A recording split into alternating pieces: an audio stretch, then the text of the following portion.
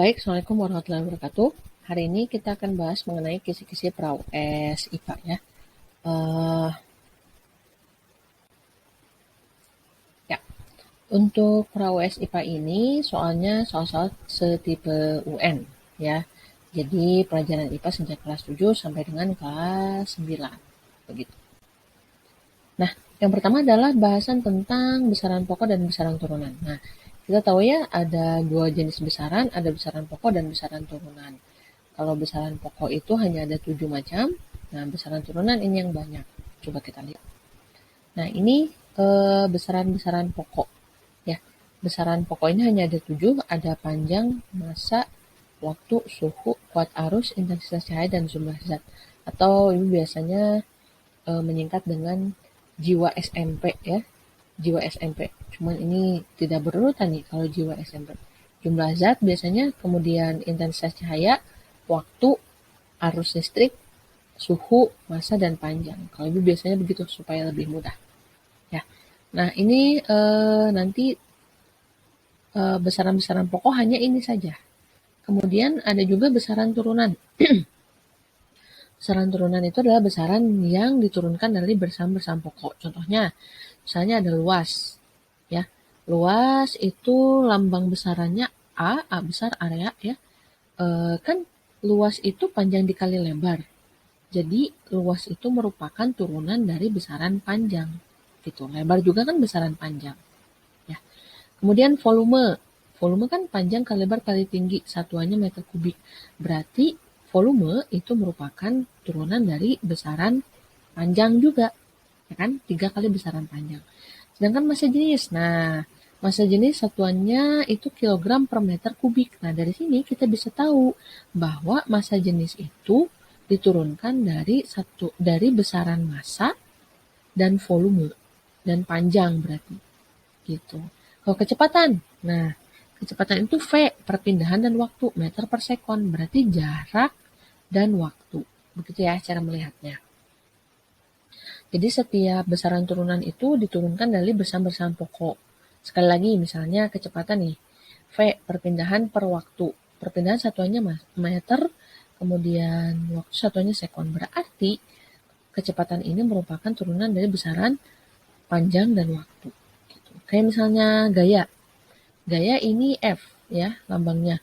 Massa dikali percepatan. Massa itu adalah satuannya kilogram, percepatan satuannya meter per sekon kuadrat. Nah, karena ini ada meter, ada sekon kuadrat, maka gaya itu diturunkan dari satuan dari besaran pokok massa, panjang, dan waktu. Gitu. Oke, kita lanjutkan. Selanjutnya, sifat dan perubahan zat. Nah, perubahan zat itu ada dua macam ya, ada perubahan fisika, ada perubahan kimia. Perubahan fisika ya fisik-fisiknya aja, sedangkan perubahan kimia itu ada zat baru. Apa saja tuh?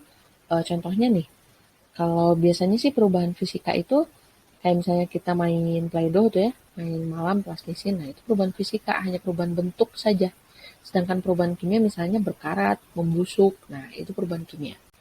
Ini ada sifat-sifat ya atau ciri khas dari perubahan fisika dan perubahan kimia.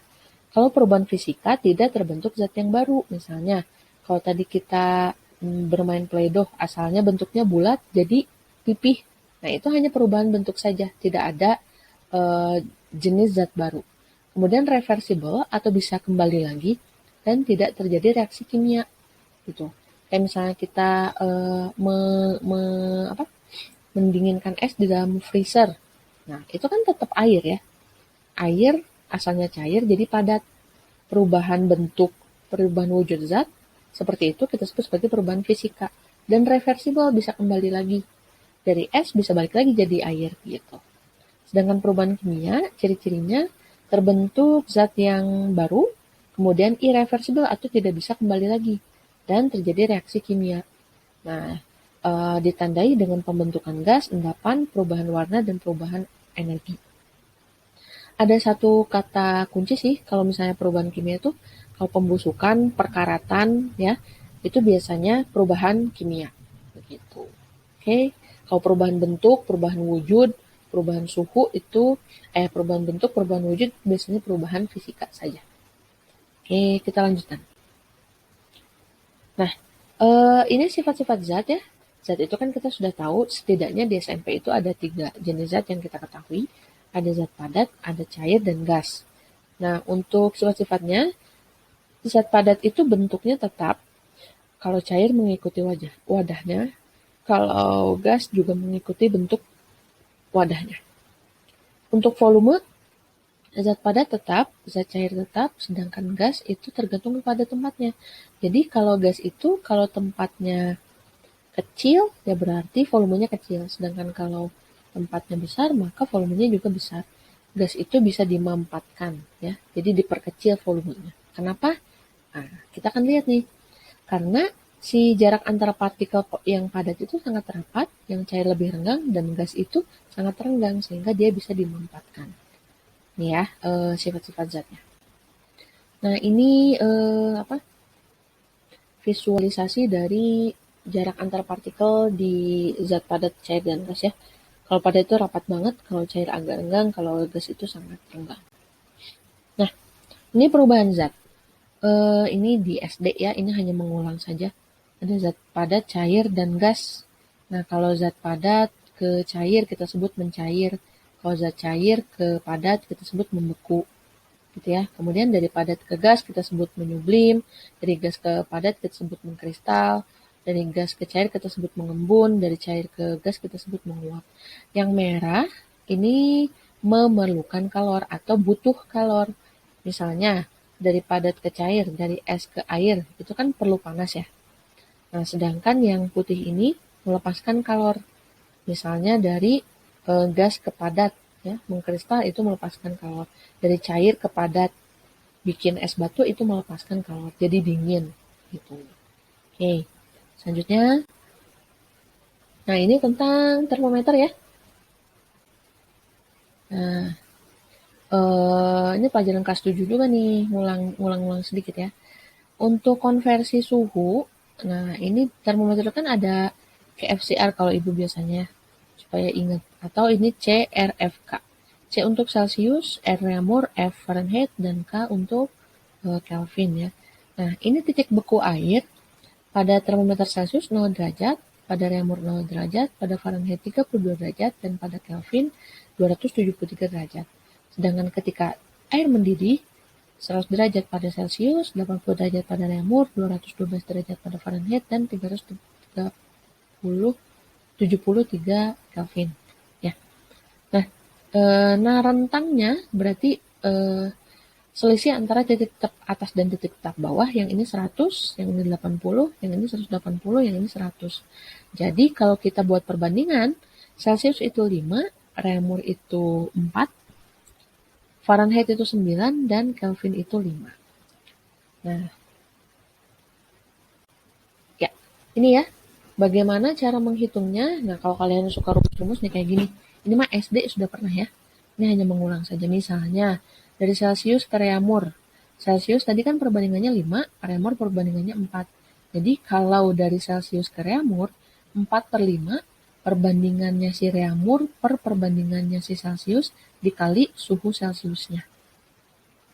Ya, kalau misalnya dari Celsius ke Fahrenheit, berarti perbandingannya si Fahrenheit 9 per perbandingannya si Celsius 5 dikali suhu si Celsiusnya berapa? Ditambah 32. Kenapa tambah 32? Karena titik tetap bawah Fahrenheit itu 32. Coba kita lihat. Nih, titik tetap bawah Fahrenheitnya 32. Ya, jadi harus ditambah 32. Misalnya 5 derajat Celsius berapa Fahrenheit? Berarti kan 9 per 5 dikali 5 ditambah 32. 9 per 5 kali 5 berapa? 9 ya. Tambah 32. Berarti 41 derajat Fahrenheit. Oke. Lanjutkan. Ini tentang asam basa. Ini kelas 7 juga. Nah, larutan itu kan ada larutan asam, netral, dan basa ya. Larutan asam itu pH-nya kurang dari 7. Sedangkan yang netral itu 7. Sekitar 7. Untuk yang basa itu pH-nya lebih dari 7. Ya, gitu. Nah, untuk salah satu indikator asam basa itu adalah kertas lakmus. Lakmus itu ada 2 macam, ada lakmus merah, ada lakmus biru. Untuk larutan yang asam, pada lakmus merah, maka dia akan tetap merah lakmusnya. Nah, ketika dicelupkan lakmus biru, maka akan berubah menjadi merah. Kalau misalnya larutannya netral, dicelupkan lakmus merah akan tetap merah, dicelupkan lakmus biru akan tetap biru. Nah, jika larutannya basah, kertas lakmus merah dicelupkan, maka dia akan berubah warna menjadi biru. Sedangkan jika kertas lakmus biru dicelupkan kepada larutan basah, dia akan berubah menjadi biru. Akan tetap warnanya menjadi biru. Gitu. Selanjutnya tentang atom ion molekul. Nah, ini skema atom sederhana ya, kita juga sudah belajar. Di tengah itu adalah inti atom. Inti atom terdiri atas dua bagian ya, dua partikel subatom. Inti atom atau kita sebut nukleus, ada dua partikel subatom. Ada yang bermuatan positif dan bermuatan netral. Yang bermuatan positif kita sebut proton, yang tidak bermuatan atau netral kita sebut neutron. Nah, di sekeliling atom itu dikelilingi oleh partikel yang bermuatan negatif, kita sebut dia elektron. Gitu ya. Selanjutnya ada zat aditif-adiktif. Nah, kita tahu zat aditif itu adalah zat tambahan, sedangkan addicted, nah, itu berarti zat yang menimbulkan kecanduan. Ya. Nah, ini kelihatan nggak nih? Ini sebentar, agak kecil kalau di saya.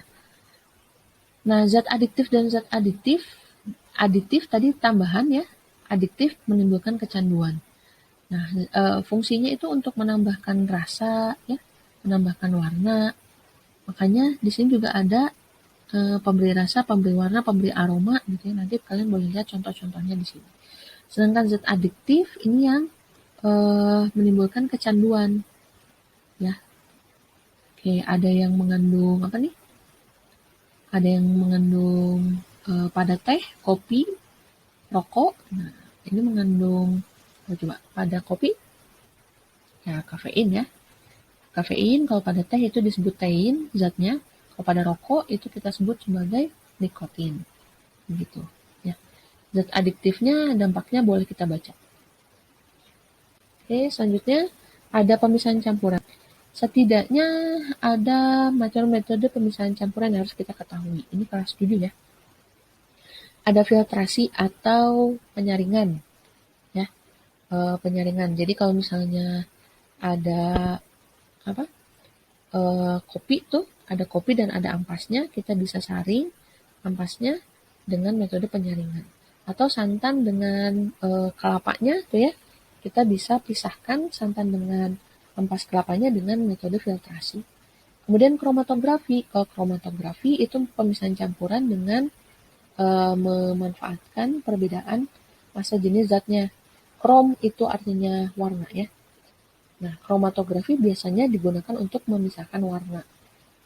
Dulu kita pernah coba ya spidol yang digambar kemudian kita diamkan di atas di air, kemudian si spidolnya itu akan terurai menjadi beberapa warna.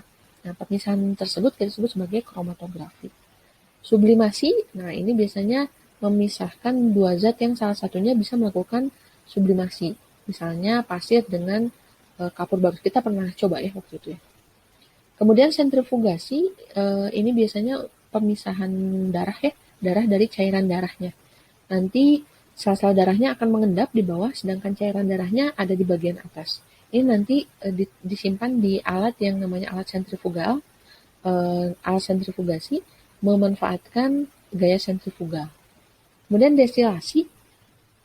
Destilasi ini seperti kita membuat kayu putih. Ya, membuat kayu putih.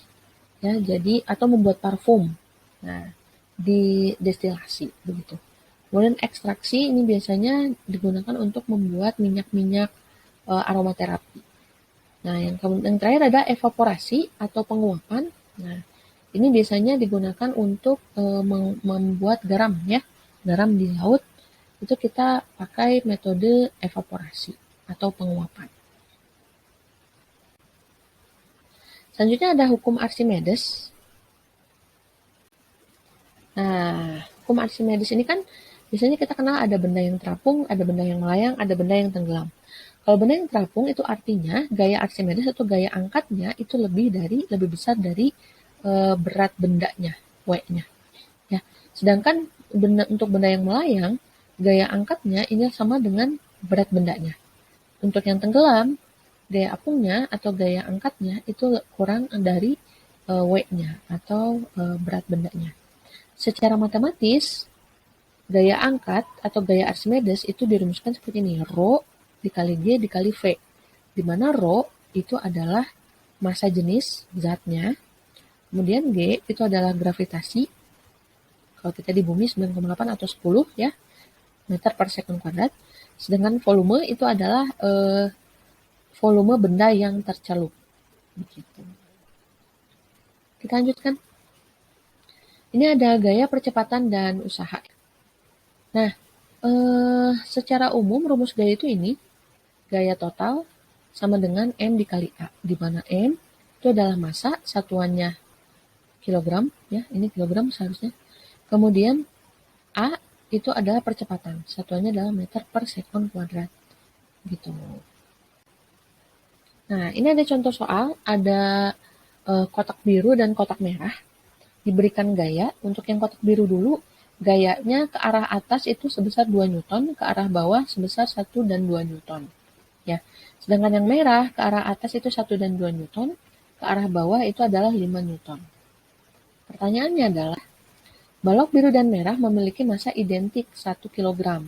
Jika dikenai gaya seperti pada gambar di atas, manakah yang percepatannya lebih besar? Nah, kita lihat dulu gaya total pada balok biru. Gaya total pada balok biru yang ini kan, kalau yang sama arahnya dijumlahkan, yang berbeda arahnya dikurangi. Berarti ini kan 3 Newton dikurangi 2 Newton, 1 Newton. Sedangkan yang merah 3 Newton, 5 Newton. Berarti 5 Newton dikurangi 3 Newton, 2 Newton. Nah, jadi bisa kita tulis gaya total pada balok biru 1 Newton. Gaya total pada balok merah itu 2 Newton. Kita tahu tadi rumus percepatan itu adalah F sama dengan M dikali A. Jadi, kalau kita mau mencari A, F dibagi M. Kita cari percepatan balok biru. Nah, A sama dengan F per M. F-nya 1 tadi pada balok biru, M-nya 1. Jadi, percepatan balok biru adalah 1 meter per sekund kuadrat. Nah, sedangkan percepatan pada balok merah adalah F per M. F-nya 2, nih, per 1 kg. 2 meter per sekund kuadrat. Itu ya. Oke, kita lanjutkan. Nah, usaha itu adalah gaya dikali perpindahannya. Atau secara matematis ditulis W sama dengan F dikali S. Kalau kita mau cari F, W per S. Kalau kita mau cari S, W per F. Gitu. Ya, lanjutkan. Misal, gaya 20 Newton dikerjakan pada balok hingga balok berpindah sejauh 2 meter. Usaha yang dikenakan gaya F pada balok adalah, nah, gayanya 20 Newton, F-nya 20 Newton. S-nya berpindah sejauh 2 meter. Kan W itu F kali S, jadi 20 Newton kali 2 meter, 40 Joule. Oke, mudah ya. Oke, selanjutnya tentang tuas ya. Tentang tuas. Nah, tuas yang kita bahas, tuas jenis pertama. Nah, kalau tuas itu pasti seperti ini. Dia ada batang pengungkitnya, ada yang kita sebut sebagai beban atau W, ya. Ada yang kita sebut sebagai lengan beban, jarak dari titik tumpuk ke beban. Ada yang kita sebut sebagai gaya kuasa atau F, ya. Ada yang disebut sebagai lengan kuasa, gaya jarak dari titik tumpuk ke lengan kuasanya. Ini pelajaran kelas 8 ya. Nah, pelajaran kelas 8, hanya mengulang saja. Nah, untuk rumus umumnya WLB FLK gitu. W dikali LB sama dengan F dikali LK. Jadi kalau kita mau mencari F, W dikali LB dibagi LK. Begitu. Oke, kita lihat contoh soalnya. Untuk mengangkat beban 500 Newton, nah ini kan 50 kg, kok 500 Newton? Ya ingat, kan W itu M dikali G. Ya, G-nya adalah 10 meter per sekund kuadrat, karena kita di bumi. Jadi 50 dikali 10, 500 Newton ya. Untuk mengangkat beban 500 Newton, digunakan tuas yang panjangnya 300 cm. Nah, dari sini ke sini 300 cm atau 3 meter. Dan lengan beban 50 cm. Ini bebannya, lengan beban berarti jarak beban ke tumpu. Dia 50 cm atau setengah meter. Hitunglah gaya yang diperlukan untuk mengangkat beban tersebut. Kalau lengan bebannya setengah meter, maka lengan kuasanya 2,5 meter dong. Karena keseluruhannya 3 meter. Yang ditanyain berapa F-nya. Oke, W-nya 500 tadi, lengan bebannya 50 cm ya. Atau setengah meter. Kemudian lengan kuasanya kita tahu 250 cm. Oke.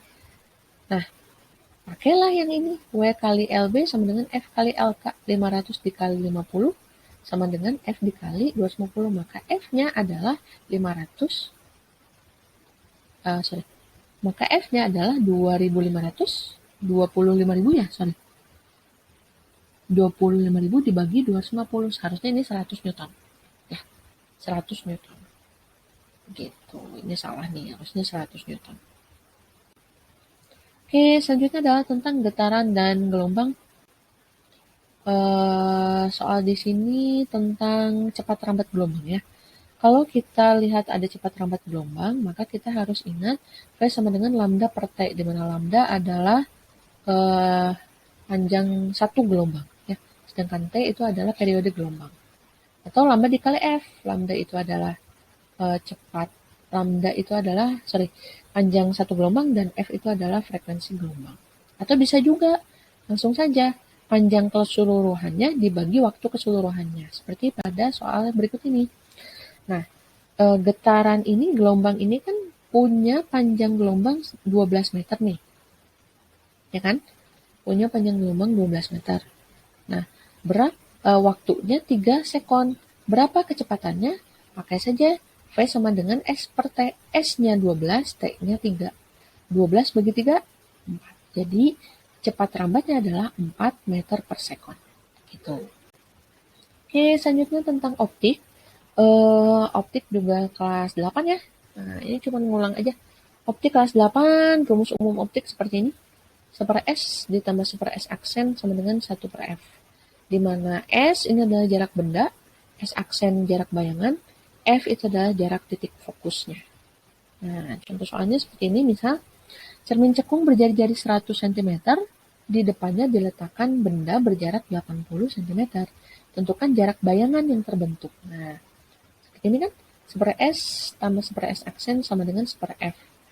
1 per S-nya 80. 1 per 80 ditambah 1 per S aksen sama dengan 1 per 50. Maka 1 per S aksen sama dengan 1 per 50 min 1 per 80. 1 per 80-nya pindah ruas jadi min. Jadi 1 per S aksen itu sama dengan, disamakan dulu penyebutnya, per 400. Hasilnya adalah 3 per 400. Karena yang kita tanyakan adalah S aksen, bukan 1 per S aksen, maka kita balik. Asalnya 3 per 400, jadi 400 per 3. Ya, 400 per 3. Atau 133,33 cm. Gitu. Jangan lupa dibalik. Oke. Selanjutnya adalah tentang listrik statis dan listrik dinamis ya. Nah, kalau kita berbicara tentang listrik statis, biasanya ada deret tribolistrik. Deret tribolistrik ini adalah kecenderungan benda untuk melepaskan elektron ya. Semakin ke atas, semakin positif atau semakin mudah melepaskan elektron. Oh, ini salah nih. Semakin ke bawah harusnya semakin negatif atau semakin sulit melepas elektron. Karambol supranit. Jadi kaca, rambut, wol, sutra, plastik, dan ebonit. Jadi kalau misalnya rambut kering digosok dengan kaca, nah maka yang akan lebih mudah melepaskan elektron dia adalah kaca. Maka kaca muatannya positif, rambut muatannya negatif. Misalnya rambut digosok dengan plastik, ya, maka rambut akan lebih mudah melepaskan elektron. Rambutnya bermuatan positif, plastiknya bermuatan negatif. Begitu ya. Ingat lagi. Kemudian tentang hukum Ohm, Vir, ya. Cuma biasalah.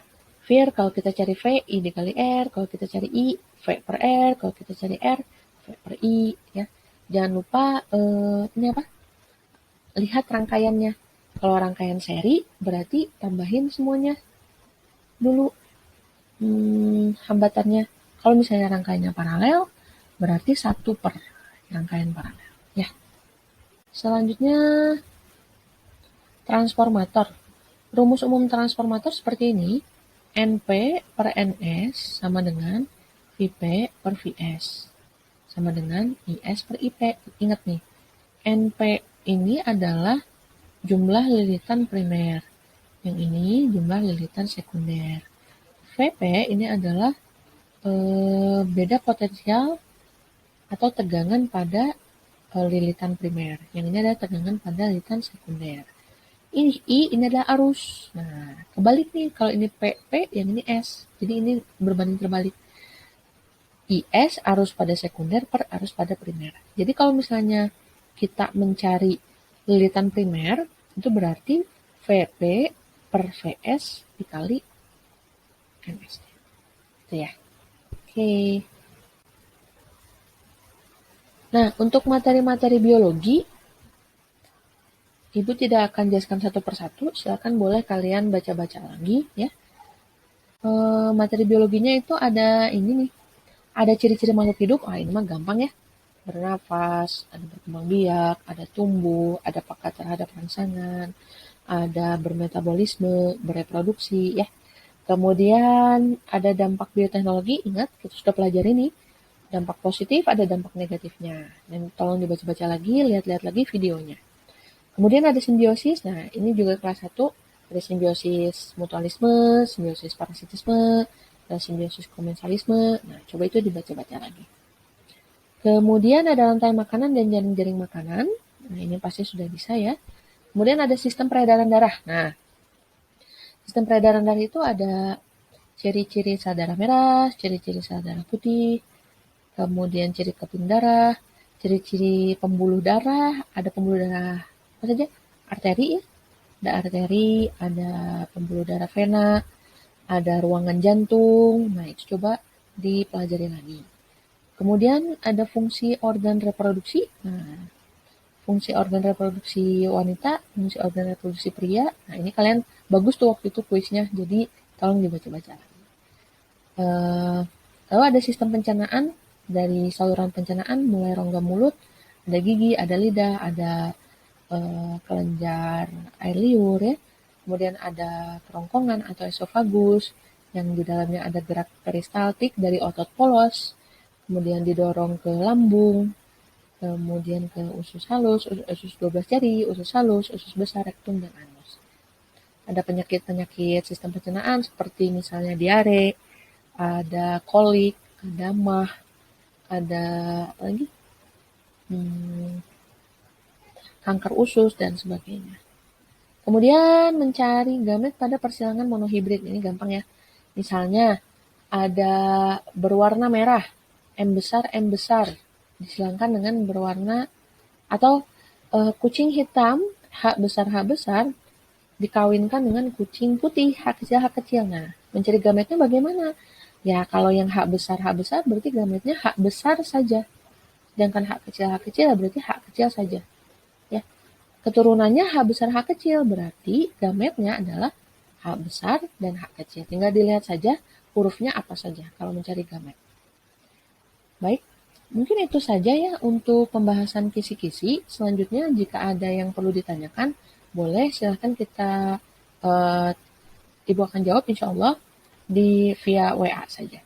Selamat belajar, semoga sukses. Jangan lupa berdoa dan minta restu orang tua. Tetap sehat. Assalamualaikum warahmatullahi wabarakatuh.